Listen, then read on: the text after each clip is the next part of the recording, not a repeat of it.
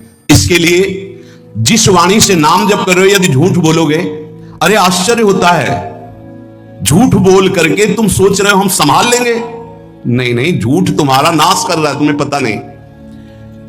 जिस जिह्वा से नाम जप कर रहे हो, अगर नाम का विशेष फल प्राप्त करना है, जल्दी फल प्राप्त करना है, आपको दुखों से बचना है, पाप भस्म करना है, झूठ बोलना बंद कर दीजिए। क्या बिगड़ जाएगा आपका? सच्ची बोलने में क्या बिगड़ जाएगा? सच्ची बोलना शुरू करोगे, हिम्मत नहीं रह जाएगी पाप करने की। ये जो पाप करने की तुम्हारी हिम्मत पड़ रही, झूठ बोलने के कारण पड़ रही। नहीं, असत्य संपातक पुंजा, सबसे बड़ा पाप झूठ बोलना। उससे क्या होता है? हर चीज हम छुपाना चाहते हैं। किससे? उस सर्वज्ञ परमात्मा से, गुरुदेव से। नहीं, झूठ नहीं। नाम इसीलिए नहीं चल पा रहा, थोड़ी दिन नाम चलाएंगे छूट जाएगा, क्योंकि आप झूठ बोलते हैं, पापाचरण करते हैं। अगर नाम को चलाना है तो नारायण स्वामी जी कह रहे हैं, पहली बात मौन का आश्रय लीजिए, कम बोलिए, अधिकतर चुप रहना सीखिए, तभी नाम चला पाएंगे। जो कार्य कर रहे हैं आप उस पर ध्यान दें, उस कार्य को एकाग्रता पूर्वक करें, वाणी को मौन रखें, उस वाणी से धीरे धीरे नाम उच्चारण करें। कम से कम 24 घंटे में 4 घंटे मौन का तो सबको अभ्यास कर लेना चाहिए। 24 घंटे में 4 घंटे मौन का। तो ऐसे ऐसे बुद्धिमान हो कहेंगे हम 6 घंटे मौन रहते हैं। कब? बोले जब सोते हैं तब। आप 4 घंटे करो, हम 6 घंटे मौन रहते हैं। 24 घंटे में हम 6 घंटे मौन रहते हैं। बहुत बुद्धिमान है। बोले आप 4 घंटे कहते, हम 6 घंटे मौन रहते हैं। तो कब आप मौन रहते हैं? बोले जब सोते हैं तो 6 घंटे सोते हैं, मौन ही रहते हैं उस समय। मौन जागृत की कह रहा हूं, 4 घंटे का। नारायण स्वामी के बहुत बड़े महापुरुष हुए, तुम 4 घंटे मौन का अभ्यास करो। ऐसा निकालो 2 घंटे, 2 घंटे करके 24 घंटे में 4 घंटे मौन। उस समय हम किसी से बात नहीं करेंगे, नाम जप करेंगे। कार्य करो, कार्य करने के लिए मना नहीं कर रहे हैं, कम बोलो। आजकल लोग अपनी जीवनी शक्ति को बोलने के द्वारा बहुत नष्ट कर रहे हैं, व्यर्थ की बातें करते रहते हैं। 4 आदमी चल रहे हो, आप पीछे चलिएगा, सुनते बेमतलब की बातें। नाम जब नहीं होगा वो डिलीट नहीं होंगी, वैसे ही बनी रहेंगी, अगले जन्म के लिए तैयार हो रहा है। इसलिए नाम यदि सिद्ध करना है, नाम का फल लेना है, नाम का आनंद लेना है, तो वृथा भाषण बंद करो, बेकार की बात बंद करो। जितना कम बोलने से काम चल जाए उतना। सामने वाले को बोलने दीजिए, आप बीच में नाम चल रहा है जी, नाम चल रहा है। जब कोई आवश्यक बात हुई, पवित्र शब्द बोल दिया, नहीं चुपचाप सुनो। उसको लग रहा है कि आप संभाषण करो, मान लो रिश्तेदार है, नातेदार है, मित्र, अब आप व्यवहार में हैं, आप सीधे ये तो नहीं कह सकते हमसे बात मत करो। नहीं, हाँ बात कीजिए, लेकिन आप कम बोलिए, उसको बोलने दीजिए, आप नाम जप कीजिए, जरूरत भर बात कीजिए। बात में भगवान की चर्चा हो तो कोई बात नहीं, अगर प्रपंच की चर्चा है तो बचने की कोशिश कीजिए। अपने संबंधियों, अपने दोस्तों, अपने व्यवहारियों से व्यवहार, दोस्ती, संबंध शिथिल कीजिए, तभी नाम में प्रीति होगी। अगर ये अब हमारे दोस्त आ गए हैं तो फिर वो दोस्त छूट जाएगा नाम, अब बातें शुरू हो गई प्रपंच की।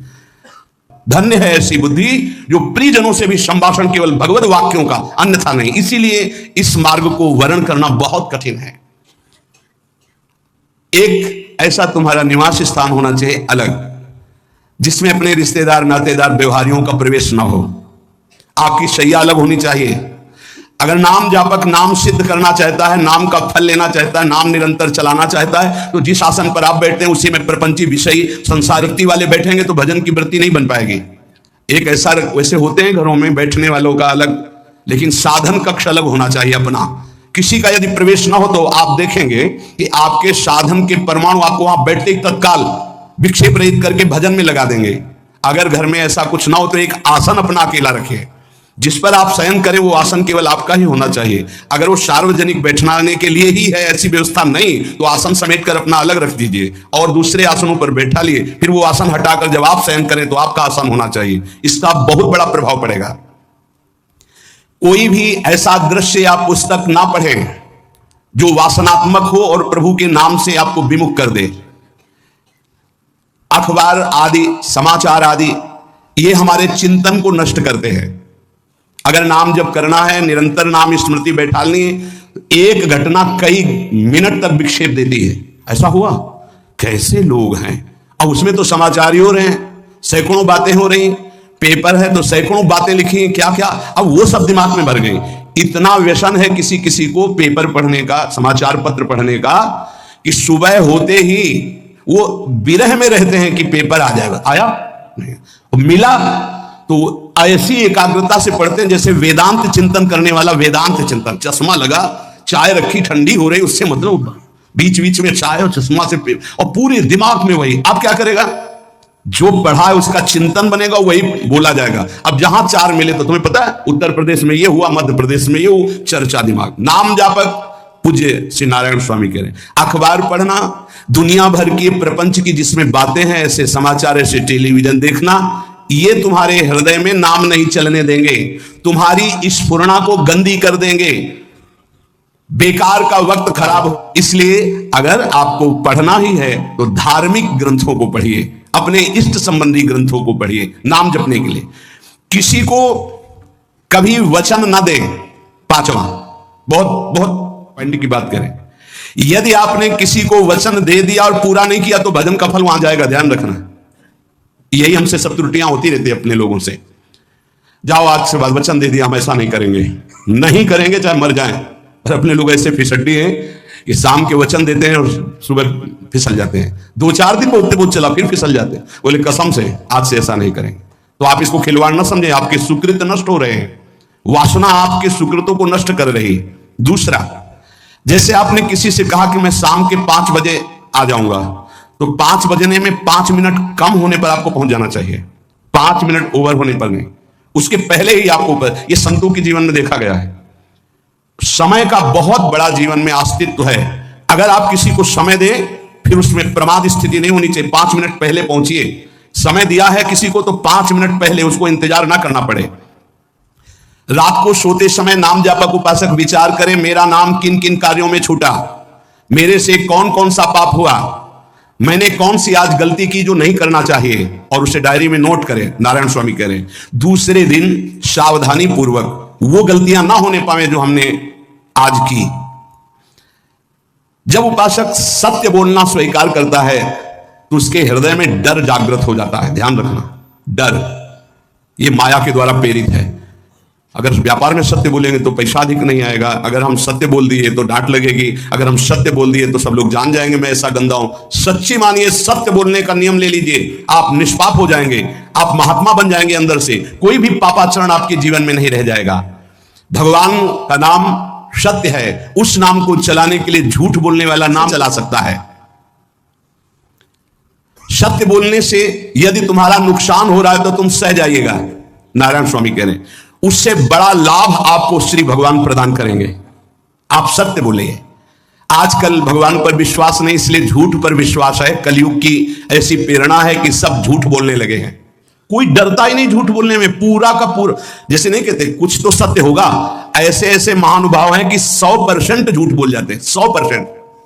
धन्य है मोबाइल जो झूठ बुलाने में बहुत प्रवीण है, बहुत प्रवीण है। अरे भाई हम नहीं मिल सकते, आज हमारा मन नहीं है, खत्म के लोग है, सत्य बात है, नहीं मिल सकते आपसे, मत उठाओ फोन। अगर तुम्हें झूठे ही बोलना है तो फोन क्यों उठाओ? नहीं बोलेंगे, नहीं उठाएंगे तो समझ जाएगा कि उनकी रुचि नहीं। ये झूठ क्यों बोलना, सत्य बोलो। झूठ से यदि आप बच गए तो आपके जिह्वा पे नाम निरंतर चलने लगेगा। ये झूठ ही नाम नहीं चलने दे रहा। असत्य आचरण, छुपाने की वृत्ति, असत्य भाषण, ये नाम में प्रीति नहीं। किसी को भी फुसलाने के लिए झूठ मत बोलिए। सत्य बोलने का अभ्यास कर लिए तो पापी जीव भी महात्मा बन जाए। सत्य आवश्यक है। एक बड़े कागज पर ऐसी जगह लिख के रख लो जहां तुम उठते बैठते देखते हो कि मुझे सत्य बोलने का नियम लेना है, झूठ नहीं बोलना है। सत्य साधन कर लो, फिर देखो नाम कैसे चलता है। तपस्या, बड़े बड़े पुण्य, बड़े बड़े तीर्थ स्नान उतना पवित्र नहीं करेंगे जितना सत्य बोलने से होगा। पर बहुत कठिन है इस समय सत्य बोलना। मतलब बात बात पे असत्य का ही वर्ताव हो रहा है, असत्य का। अच्छा, ये कोई संसारी आदमी में नहीं, कुछ ऐसे होंगे जो सत्य की वार्ता करते नहीं। प्रायः क्या जाता है, झूठ बोलने में बोल दिया और सामने वाला राजी हो गया, आप निकल गए। लेकिन सत्य ना होने के कारण आप में सत्य आचरण, सत्य स्वरूप भगवान का नाम, भगवान को कहा गया सत्य नारायण, वो नाम नहीं चलेगा। भजन करने का पहला साधन है सत्य बोलना, जबान से सत्य बोला जाए। और भजन की संख्या प्रारंभ में जरूर लेनी चाहिए। यदि 10 माला का नियम लिया, 20 माला का नियम लिया, तो उसे निर्वाह करो। जैसे यहां शरणागति मंत्र मिलता है तो 11 माला प्रारंभ में दी जाती कि आपको करना ही है, ज्यादा हो जाए वो ठीक, 11 से कम नहीं। वो कभी जीवन में नहीं, अपने जीवन में गुरु आज्ञा 11 करनी है, हर समय करना है। पर ये मन थोड़े दिन तो नियम में चलेगा, इसके बाद छोड़ देगा। दीक्षा तब लेनी चाहिए जब गुरु आज्ञा पे चलने की हिम्मत हो, नहीं तो ऐसे ही नाम जपो करो। जब नियम मिल गया 11 माला तो चाहे प्राण निकल जाए, हमको 11 माला पूरे करने, प्राण निकलने तक गुरु आज्ञा का पालन करना है। यदि आप नाम जप अधिक मात्रा में नहीं करेंगे तो जो आपको नाम मिला है उसका फल आपको अनुभव में नहीं आएगा। क्यों? क्योंकि नाम का हिस्सेदारी होती है, भजन की हिस्सेदारी होती है। जैसे किसी ने प्रणाम किया, वो भजन लिया। गृहस्थी को इसीलिए मना किया कि रास्ते में परिक्रमा मार्ग में हलवा पूड़ी ये सब बट रहा है, हाथ मत फैलाओ। वो दान कर रहा है, सुकृत कर रहा है, और कोई दूसरे ले विरक्त आदि। आप अपने भूख मिटाने के लिए 4 रुपया के चना लेके भले पालो, लेकिन दूसरे के द्वारा दिया हुआ हलवा मत पाओ। यहां धाम आए हो, भगवत कमाई करने आए हो, यहां नाम जप करो, कष्ट सहकर परिक्रमा दो। हो सके 4 रुपए की वस्तु लेकर के आप पशु पक्षियों को पवा दो, किसी एक का पेट भर, तुम मत पाओ दूसरे का। तुम चाहो तो उपवास कर सकते हो, या प्राण पोषण के लिए रूखा सूखा थोड़ा खा लो। ये दूसरे के आराम से धाम में हम आए 2-4 दिन खूब खाए पिए नहीं, भागीदारी हो जाएगी तुम्हारे पुण्यों की। वहां ऐसे फ्री नहीं है कुछ। भजन का भागीदार राजा भी होता है, जिसके राज्य में रह रहे हैं। जो अन्न देता है वो भजन का, जो वस्त्र देता है वो भजन। इसीलिए गृहस्थ को कहीं कुछ भी स्वीकार नहीं करना चाहिए, ये बहुत ध्यान रखें। अगर आप कहीं तीर्थ साधु आश्रम कहीं जाते हैं, कोशिश कीजिए कि किसी से सेवा ना ले, और अगर सेवा ले तो उसके अनुसार फिर अर्थ दे दे। अगर आपने वहां भोजन पाया, पान पाया, तो उसके अनुसार सोच ले कि अगर हम इतना खरीदते तो कितने का मिलता, वो दे दिया तो आपका भजन बच गया। कभी आपको कोई प्रणाम नमस्कार करे, तत्काल बराबर प्रणाम करो। किसी को अपना भजन का हिस्सेदारी नहीं, सबका मंगल हो। ये भजन जितना बढ़ेगा तो आपको भगवदाकार कर देगा। दिन रात 24 घंटे में 21,600 श्वास चलती है। 21,600 श्वास में 6 घंटा तो सोने के चले जाते, उसमें तो चेतना नहीं रहती। अब हमको अगर 21,600 नाम हमको जपने को मिल जाए तो हमारी हार तक हो जाए। जो हम 5-6 घंटा सोते हैं उसमें जिनका अभ्यास है तो बात अलग है, नहीं तो वो व्यर्थ जाती हैं। तो हमें एक श्वास में कई नाम जपने का अभ्यास करना चाहिए, जिससे 200 माला फेरने पर ये 21,600 श्वासों की गणना पूरी होती है। अगर हम 200 माला का नियम लें तो इतना हो सकता है। तो हमें लगता है अगर हर समय माला नहीं ले सकते तो श्वास वाली माला बहुत अच्छी रहती है। श्वास में 4 बार खींचो, 4 बार नाम लेते हुए छोड़ो। दूसरा साधन, एक छोटी माला ले ले, जो आजकल तो काउंटर चला है। काउंटर में ज्यादा सुविधा संसार के क्रियाओं में रहने वालों को होती कि क्या अपनी जेब में डाल लिया। तीसरा साधन वो बहुत कठिन है, मन की वृत्ति से नाम जप करना। माला, श्वास और मन की वृत्ति, उसमें श्वास की भी गणना का ध्यान नहीं रहता, उसमें केवल चिंतन होता है, चल रहा है। पर ये आखिरी स्थिति होती है, इसी के बाद वो परिपक्व अवस्था होता है। जिह्वा से धीरे धीरे नाम उच्चारण करते हुए, ये पहला अभ्यास है। प्रारंभिक को एकदम मानसिक में नहीं पहुंचने की चेष्टा करनी चाहिए, 2-4 नाम के बाद मन प्रपंच में फंसा देगा। दूसरा अभ्यास कंठ में, जैसे हम जिह्वा से राधा वल्लभ श्री राधा वल्लभ श्री राधा वल्लभ श्री, इसे वाचिक जप कहते हैं। मंत्र नहीं होगा, ऐसे नाम होगा। फिर उपांश ऐसे, फिर कंठ से चलता है, फिर हृदय से चलने लगता है, फिर नाभि से चलता है। जिसका नाभि से चलने लगता है उसका परावाणी के द्वारा भजन, वो सिद्ध पुरुष कहा जाता है। 4 वाणी, परापश्यंती, मध्यमा, वैखरी। वैखरी जो बोल रहे हैं, जो कंठ से, फिर हृदय से पश्यंती, परा नाभि से, मूलाधार केंद्र से लेकर के संपूर्ण ब्रह्मांड में इसमें नाम गूंज रहा है, वो सिद्ध पुरुष का होता है। पहला अभ्यास जिह्वा हिला करके शुरू करें, राधा राधा राधा राधा। फिर कंठ से, कभी हमारे सदगुरुदेव भगवान को देखना, अगर कोई आ गया और बातचीत का हुआ तो यहां से तत्काल चलता दिखाई देता है ना, कंठ ऐसे ऐसे हिलने लगता है कंठ। अगर शांत बैठे तो फिर नहीं दिखाई देता। अगर कोई है आसपास तो इतनी तीव्रता लगन होती कि कहीं छूट ना जाए नाम। कंठ से विशिष्ट अभ्यासी का, फिर हृदय से परिपक्व अभ्यासी का, और नाभि से सिद्ध महापुरुष का, परावाणी से चलता है।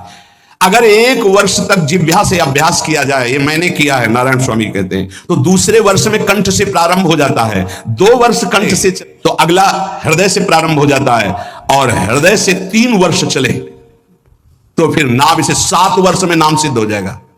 अगर नियम पूर्वक झूठ ना बोले, सत्य आचरण करे, ऐसे नाम जप करे। हम ये कहते हैं कि चलो थोड़ा धीमे ही सही, पर 12 वर्ष में तो आपको सिद्ध हो जाना चाहिए। 12 वर्ष, यहां बोले 30 वर्ष के, 50 वर्ष हो गए साधन करते हो, जीव कहते हो कोई परिवर्तन नहीं, इसका मतलब अंदर से नाम नहीं चलाया जा रहा, नाम में रुचि नहीं। 12 वर्ष में तो भगवत साक्षात्कार करके जागृत स्वप्न सुषुप्ति अवस्था पर विजय प्राप्त कर लेता है साधन।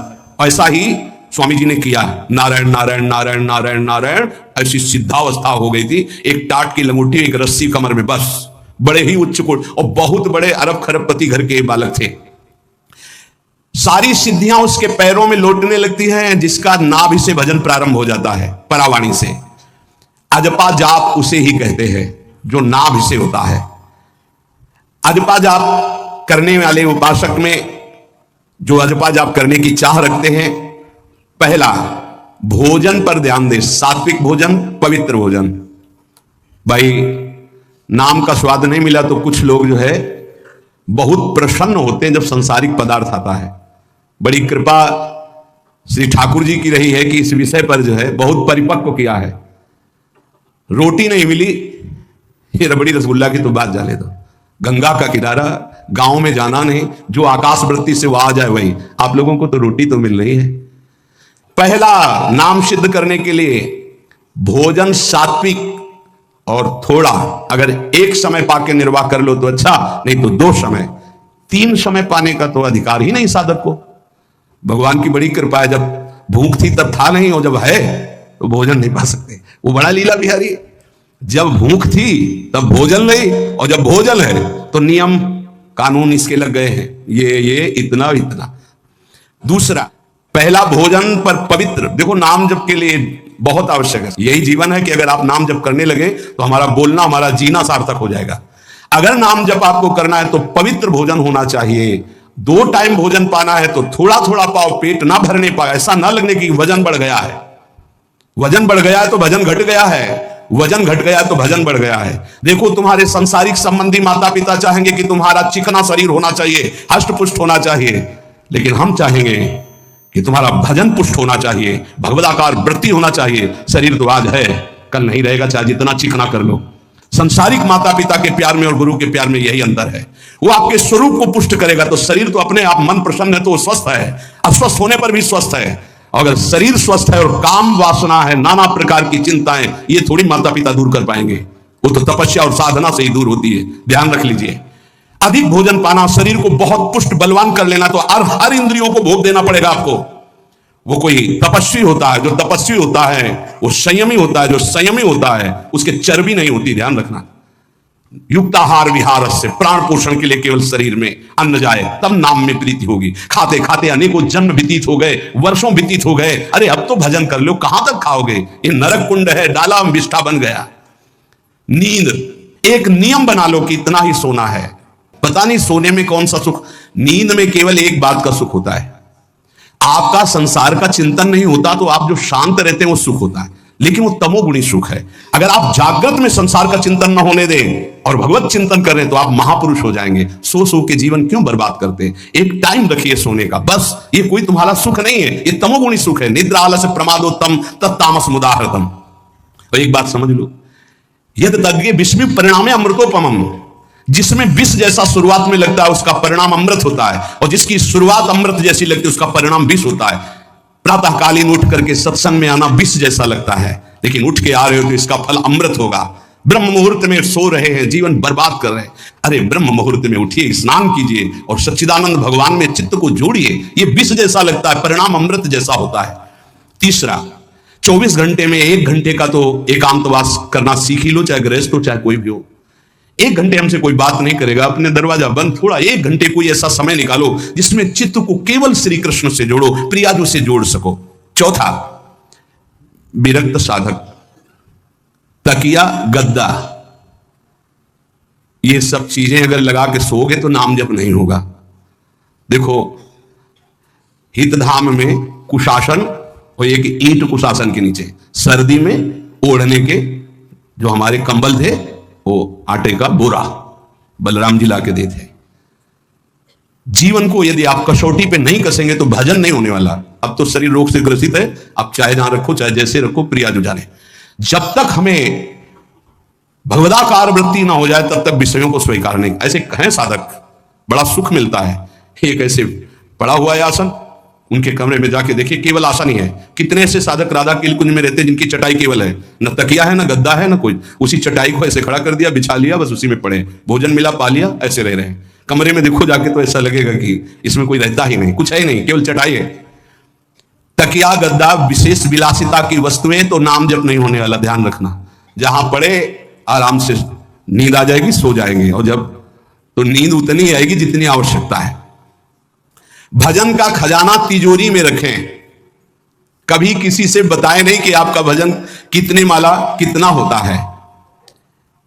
पूज्य नारायण स्वामी जी कह रहे हैं, भजन को खजाने में रखने का मतलब है लूटने वाले डाकू माया भेजती है, काम क्रोध लोभ मोह मद मत्सर आदि, और प्रिय गृहस्थ भगत आदि।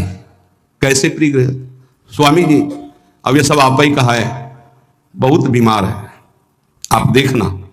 ठीक है, दूसरे की दुख निवृत्ति करना संत का स्वभाव होता है, पर हम जिस मार्ग के पथिक हैं, हमारा कर्तव्य है। हमारे पास हमारे प्रभु के सिवा कोई नहीं, हमारा जो कुछ है वो प्रभु है। ए भैया, जैसा श्री जी चाहेंगे वैसा मंगल करेंगे, ये शब्द होना चाहिए। उससे उसका भी मंगल होगा, आपकी भक्ति पुष्ट होगी।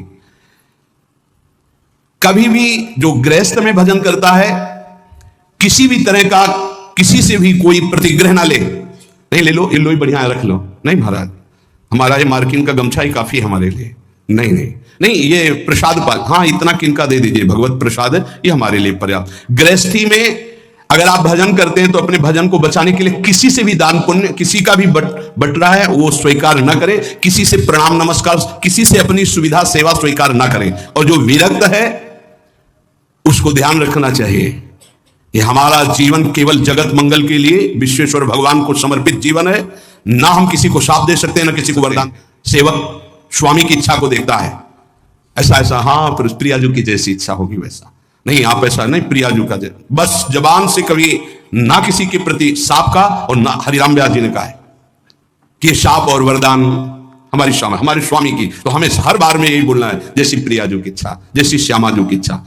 नहीं, आप कुछ कह दीजिए तो राधा राधा राधा, नहीं कैसे मंगल होगा, आशीर्वाद दीजिए राधा राधा राधा, बहुत संभाल के।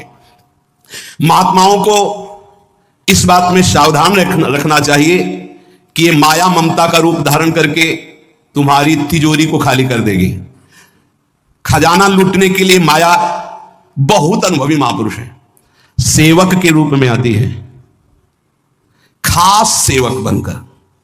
आज तक जहां दगा हुआ है तो खास से हुआ है। जब वृक्ष कटने लगे तो आपस में बात की, भाई ऐसा कौन आ गया जो हमें काट सकता है? बोले हमारा कोई मिल गया। तो कुल्हाड़ में जो बेट है ना, बोले मिल गया कोई हमारा। खास बन करके आती है माया, सेवक सेविका रूप लेके। बहुत अनुभव की बात महापुरुषों की, मान लीजिए विरक्त जनों के लिए खास बात है। सेवक सेविका रूप रख करके माया आएगी। इसके बाद अगर आपने स्वीकार किया, फिर तुम सेवक होगे, वो स्वामी होगी। समझ रहे हो? बहुत अंदर से इस बात को समझ लीजिए। अगर आपको भगवत प्राप्ति करनी है तो जब तक शरीर में श्वास रहे, सेवा मत स्वीकार करना किसी की।